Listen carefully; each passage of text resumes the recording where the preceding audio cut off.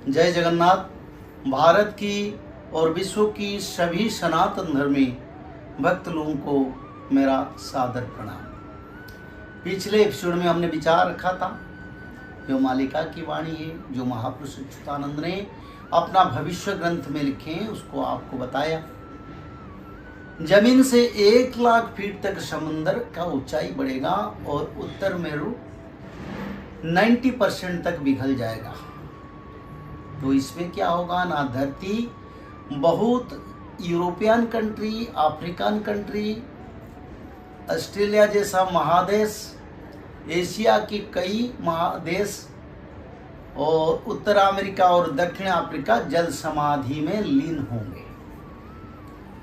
और फिर महापुरुष अच्युतानंद ने जल प्रलय की तबाही का और भौगोलिक स्थिति को साइंटिफिकली लिखे हैं। साइंटिफिक में जो होता है साइंस की तत्व से, उसका स्थिति कैसा है, भौगोलिक स्थिति कैसा है, भारत का स्थिति कैसा है, इसके बारे में अपना भविष्य ग्रंथ में विचार रखे हैं। भूगोल और स्थिति बड़ा विचित्र तो जान, भारत रही अच्छी सर्व ऊर्ध्वरेतपूर्ण। आज लोग सोच रहे हैं, कई देश भी सोच रहे हैं, हमारी देश बहुत ऊंचाई पर है और उनका भी उनका सत्य तो है। और साइंटिफिकल वो बोलते हैं हमारी देश ऊंचाई पे है, अगर समुद्र प्रलय आएगा तो हमारा कुछ नहीं होने वाला।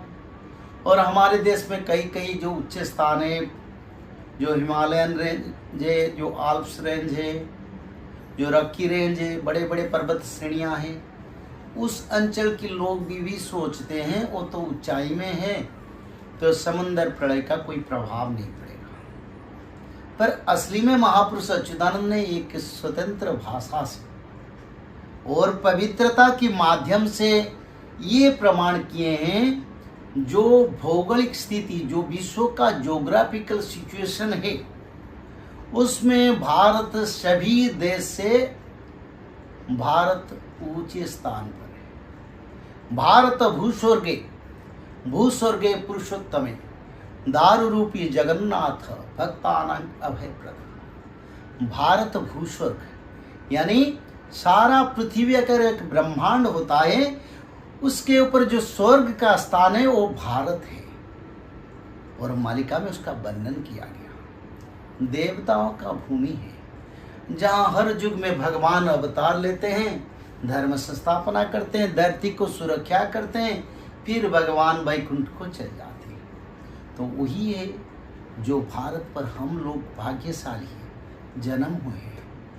और उसको भौगोलिक प्रमाण करके महापुरुष अच्युतानंद ने अपना भविष्य ग्रंथ में लिखे हैं, विश्व में सभी देश से भारत सबसे ऊंचे पर है।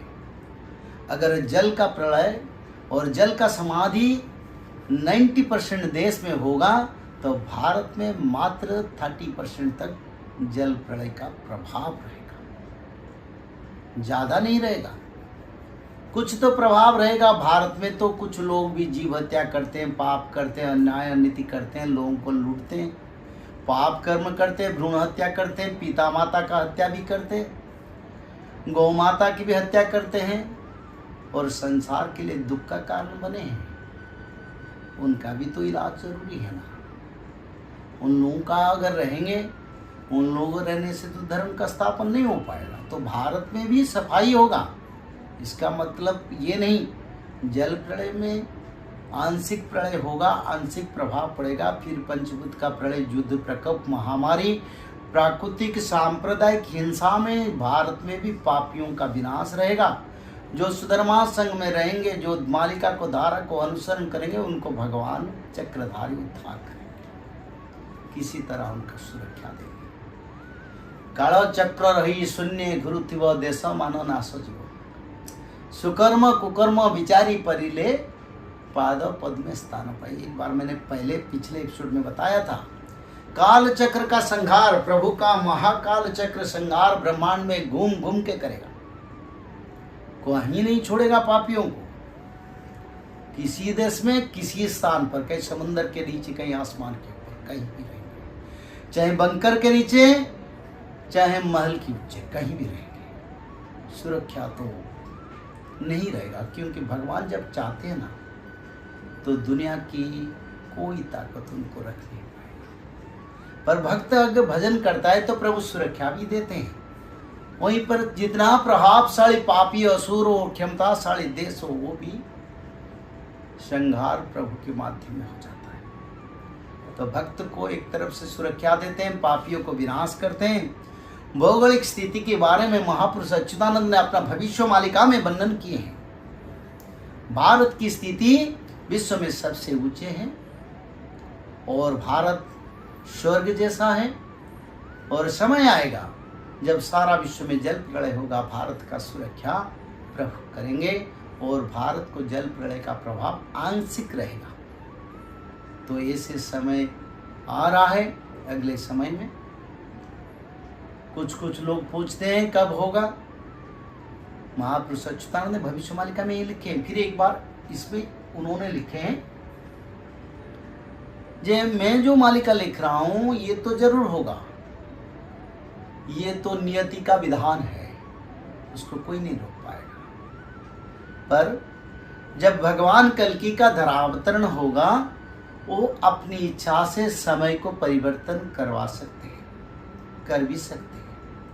तो भगवान उसको देख के समय के साथ भक्त लोगों को उद्धार करेंगे और प्रलय भी होगा। समय करीब ही है। समय ये 2020 से जो करुणा से शुरू हुआ धर्म संस्थापना का काम, और 2032 तक शायद धर्म संस्थापना चलेगा। और प्रभु चाहने से और 2-4 साल बढ़ सकता है, उनके पीछे भी हो सकता है।